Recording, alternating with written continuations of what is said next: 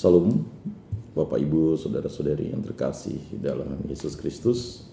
Marilah kita memulai lentera minggu kita pada hari ini dengan berdoa. Dalam nama Bapa dan Putra dan Roh Kudus. Amin. Allah Tritunggal yang Maha Kudus, kami bersyukur atas karunia-Mu, berkat-Mu selalu menyertai kami. Bimbinglah kami selalu dengan Roh Kudus-Mu, agar kami mampu menjadi pribadi yang selalu bertekun dalam setiap langkah hidup kami. Kami mengambil contoh dari Nabi Yunus yang Engkau utus ke bangsa Niniwe. Semoga perutusan yang awalnya Nabi Yunus ingkari, dan karena pertobatannya dia kembali menuju ke Niniwe untuk menyampaikan kabar sukacita tentang karunia pertobatan yang Kau berikan. Semoga ini menjadi suatu contoh dan tanda bagi kami, agar kami selalu setia kepadamu dan hidup seturut kasih-Mu.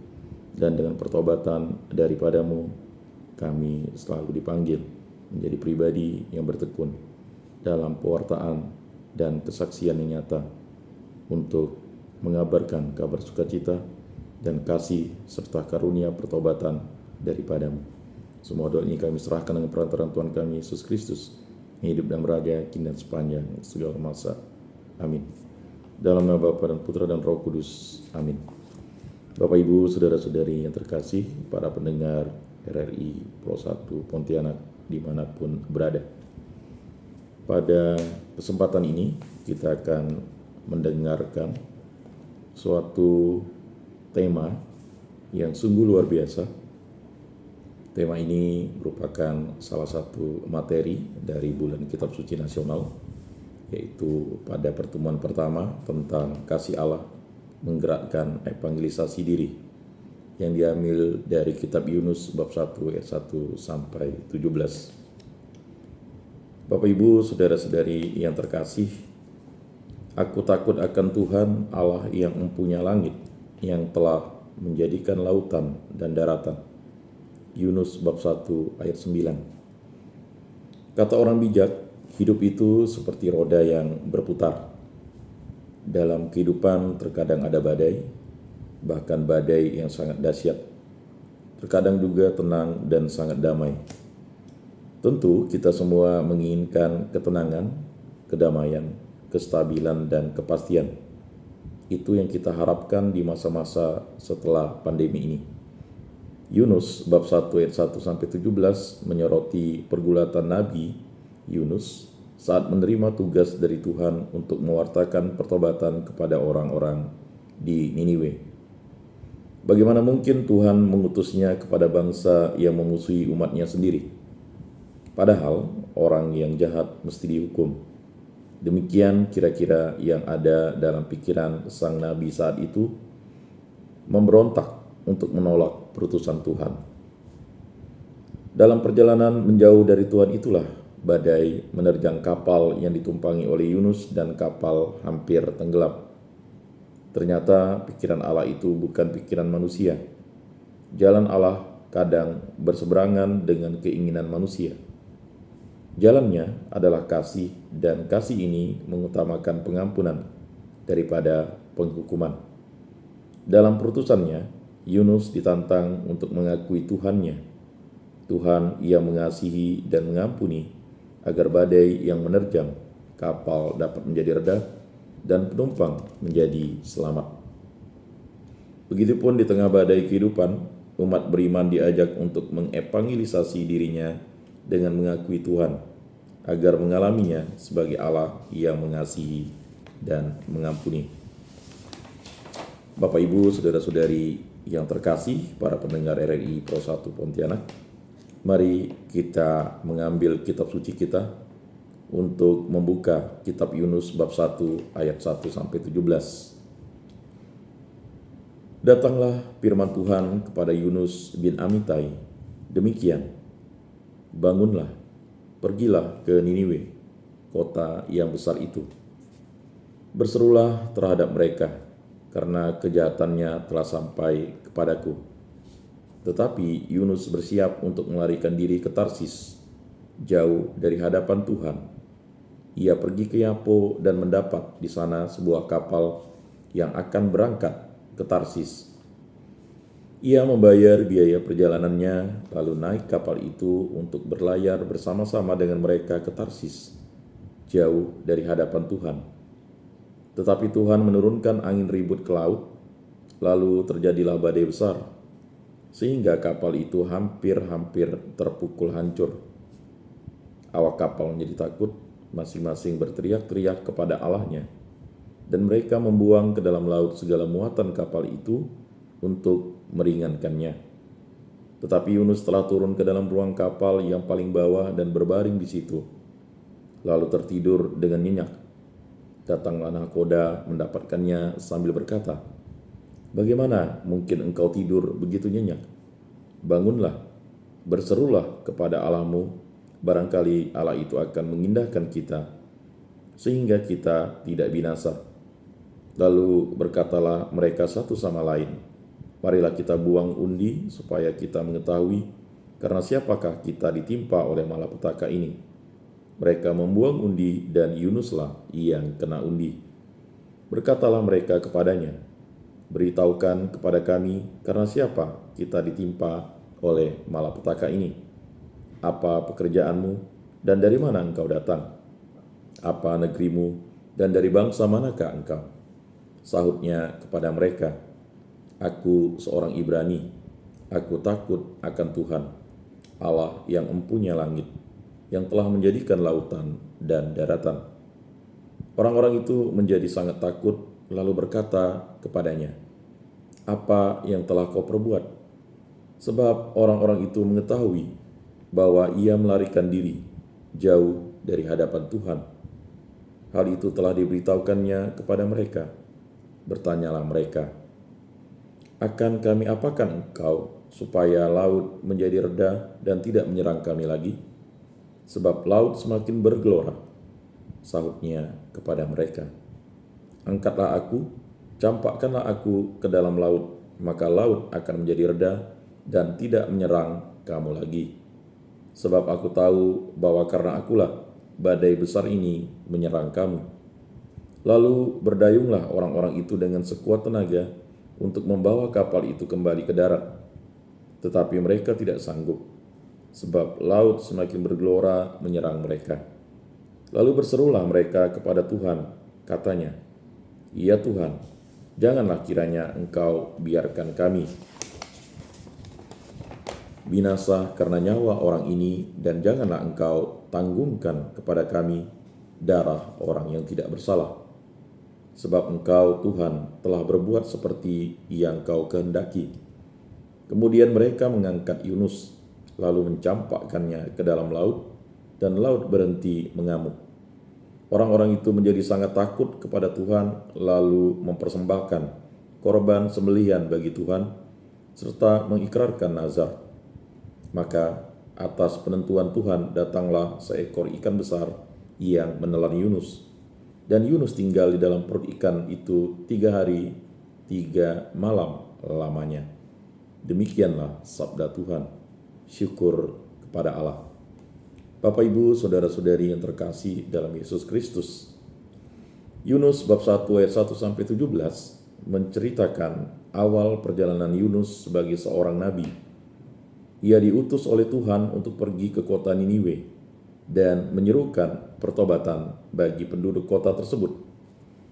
Akan tetapi ia menolak perutusan itu dengan menjauh dari Tuhan dan dari tempat kemana seharusnya ia diutus. Bab 1 ayat 1 sampai 3. Dalam rangka menjauh itu, Yunus pergi dengan naik kapal. Bab 1 ayat 4 sampai 14. Ia dibuang ke laut. Bab 1 ayat 15 sampai 16. Dan ia ditelan seekor ikan besar dan berada di dalam perutnya.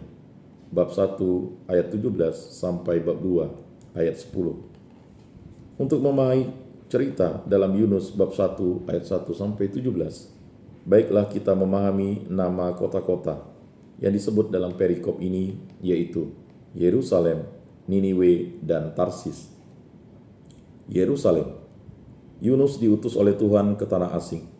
Meski tidak disebut dalam Yunus bab 1 ayat 1 sampai 17, dapat dipastikan bahwa ketika diutus untuk pertama kalinya, Yunus berada di Yerusalem.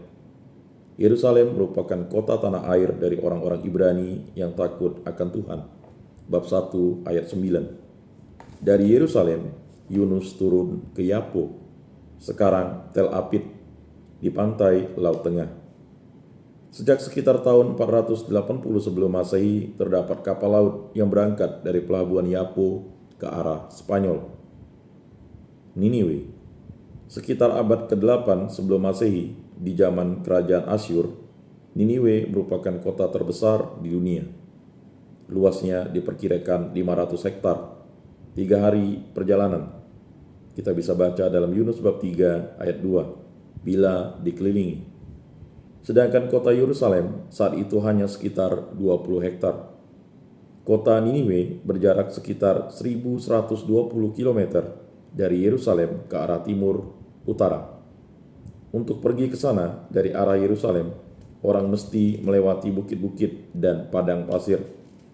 Tuhan mengutus Yunus dari sebuah kota kecil Yerusalem untuk pergi ke kota yang besar itu. Sebuah ibu kota dari sebuah kerajaan yang untuk pertama kalinya dalam sejarah menyatukan semua kerajaan beradab dari Mesir hingga Arabia, Teluk Persia, dan Armenia. Tarsis. Kemungkinan kota Tarsis terletak di ujung selatan barat dari Yerusalem, di pesisir Spanyol sekarang. Jaraknya dari Yerusalem sekitar 5.300 km. Jadi, Tarsis adalah tempat paling jauh yang berseberangan dengan Niniwe. Tempat Yunus diutus untuk pergi. Nama Tarsis bisa berarti peleburan logam. Di kota itu, para pedagang menukarkan perak, besi, timah putih, dan timah hitam. Kita bisa baca dalam kitab Yeskiel bab 27 ayat 12. Menurut Yesaya bab 66 ayat 19, Tarsis adalah kota di mana penduduknya belum pernah mendengar tentang Allah Israel, Allahnya Yunus. Cerita dalam Yunus bab 1 ayat 1-17 terjadi dalam 2 adegan. Adegan pertama bab 1 ayat 1-3 mengetengahkan Tuhan dan Yunus, sedangkan tempat terjadinya cerita adalah di jalan menuju Yapo. Adegan kedua bab 1 ayat 14-16 menampilkan tokoh-tokoh, yaitu Tuhan, Yunus, awak kapal, dan nahkoda. Cerita terjadi di dalam kapal di atas laut. Bapak, Ibu, saudara-saudari yang terkasih, diutus dan melarikan diri, ayat 1-3. Pernyataan dalam Yunus bab 1 ayat 1, datanglah firman Tuhan kepada Yunus menegaskan bahwa Yunus adalah seorang nabi. Gambaran Yunus sebagai nabi dapat ditelusuri dari arti namanya dan nama orang tuanya, bin Amitai. Lihat 2 Raja-Raja bab 14 ayat 25. Kota Ibrani Yona berarti burung merpati. Dalam kitab suci, burung merpati mempunyai karakter mencari tempat yang aman di atas gunung. Yeskiel bab 7 ayat 16, Mazmur 55 ayat 6-8, dan mengadu. Nahum bab 2 ayat 8, Yesaya 38 ayat 14, Yesaya 59 ayat 11. Di lain pihak, Yunus adalah bin Amitai, yang artinya putra kebenaranku. Tuhan memberi perintah kepada Yunus, bangunlah, pergilah ke Niniwe, berserulah. Yunus bab 1 ayat 2. Inilah misi yang mesti Yunus lakukan.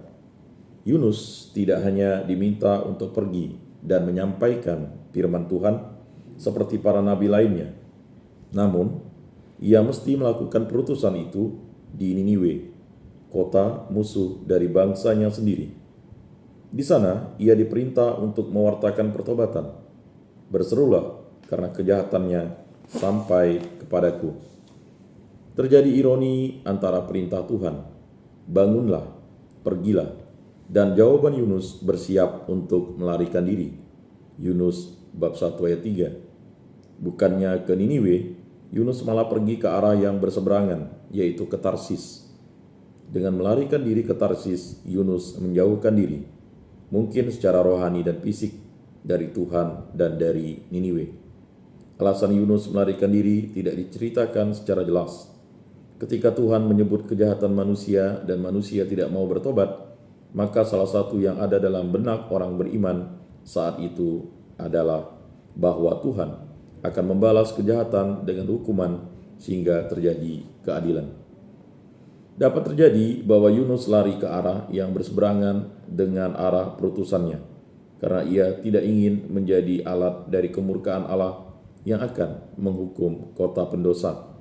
Seakan ia tidak mau terlibat dalam rencana Tuhan untuk mengadili kota yang menguasai dunia pada waktu itu.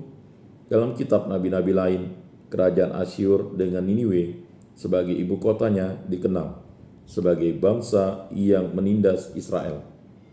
Kita bisa lihat di Yesaya bab 9 ayat 3, Yesaya bab 14 ayat 25. Dan yang penuh dengan kejahatan dan dursila. Lihat Nahum bab 1 ayat 11, Nahum bab 2 ayat 1, dan Nahum bab 3 ayat 19. Serta pertengkaran dan perampasan. Lihat Nahum bab 3 ayat 1. Di ayat 3 terdapat kota dalam bahasa Ibrani, YRD, turun, yang menggambarkan bagaimana Yunus melarikan diri. Yunus pergi atau turun ke Yapo, naik atau turun ke kapal. Kata ini ditemukan lagi dalam bab 1 ayat 5. Yunus telah turun ke dalam ruang kapal yang paling bawah, lalu tidur dengan nyenyak. Semestinya nabi yang benar itu selalu siap melayani Tuhan. Lihat 1 Raja-Raja 17 ayat 1. Akan tetapi Yunus melarikan diri dengan mencari tempat yang aman untuk bersembunyi. Dalam mencari kenyamanan, bila burung merpati cenderung mencari tempat di ketinggian, sebaliknya Yunus mencari tempat yang paling bawah, dalam ruang kapal yang paling bawah, bab 1 ayat 5. Bahkan di dalam perut ikan, di dalam laut, bab 1 ayat 17. Badai dan mencari kenyamanan, ayat 4-6. Setelah Yunus naik kapal, Tuhan menurunkan badai angin ribut. Jelas bahwa Tuhan sendiri ada di balik datangnya angin ribut. Akan tetapi mengapa Tuhan menurunkan angin badai? Jawaban atas pertanyaan ini tidak ditemukan dalam ayat 4-6. Kedua ayat ini menggambarkan bahwa ketika badai besar mengguncang kapal, sikap yang berbeda ditunjukkan oleh orang-orang di dalamnya, tepatnya antara Yunus dan para awak kapal. Perbedaan yang mencolok antara tindakan para awak kapal dan Yunus disebut dalam ayat 5. Sementara awak kapal takut berseru kepada Allah dengan doa dan berusaha menyelamatkan kapal dengan membuang isi muatan, sebaliknya Yunus mencari ketenangan dan kenyamanan dengan tidur dalam ruang kapal yang paling bawah. Ungkapan ruang yang paling bawah dalam konteks yang berbeda menggambarkan bagian yang paling ekstrim atau mendalam dari sebuah wilayah. Kita bisa lihat dalam Hakim-Hakim bab 19 ayat 1, ayat 18, 2 Raja-Raja 19 ayat 23, Yesaya 37 ayat 24, Gua 1 Samuel 24 ayat 4, Rumah Amos 6 ayat 10, Liang kubur Yesaya 14 15, Yeskiel 32 ayat 23, atau bumi Yeremia 6 ayat 22, Yeremia 25 ayat 32, Yeremia 31 ayat 8, Yeremia 50 ayat 41. Dalam Yesaya 14 ayat 15, tempat paling dalam di liang kubur sejajar dengan dunia orang mati. Kata Ibrani, Seol, dunia orang mati, di satu sisi dapat menjadi metafora akan keadaan yang begitu dekat dengan kematian. Yunus 2 ayat 2. Di lain sisi menjadi gambaran akan sebuah tempat di mana seseorang tidak dapat melarikan diri lagi. Lihat Mazmur 89 ayat 48, Amos bab 9 ayat 2. Melihat Yunus terlelap tidur, nahkoda kapal membangunkannya. Bangunlah, berserulah kepada Allahmu. Yunus bab 1 ayat 6. Kata perintah bangunlah mengingatkan pada perintah Tuhan di awal perutusan sang nabi. Bangunlah, pergilah ke Niniwe, dengan mengatakan Allahmu. Nampaknya sang nahkoda tak mengenal Allahnya Yunus, jadi bukan orang Ibrani. Akan tetapi dalam keadaan yang genting di mana kapal hampir karam, ialah yang terlebih dahulu mengambil inisiatif. Tidak hanya untuk menyelamatkan kapal dan penumpangnya, namun terutama memanggil yang ilahi. Sementara sang nabi malah seperti orang yang tidak memiliki harapan lagi untuk hidup. Tidak peduli dengan situasi yang menerpa, apalagi berdoa kepada Tuhan untuk menyelamatkan. Nampaknya sang nakoda lebih beriman ketimbang Yunus. Bapak, Ibu, Saudara-saudari, para pendengar RRI Pro 1 Pontianak, pada paruh kedua kita akan lebih mendalami tentang kitab Nabi Yunus ini. Mari kita dengarkan satu pujian dari kerabat kerja RRI Pro 1 Pontianak.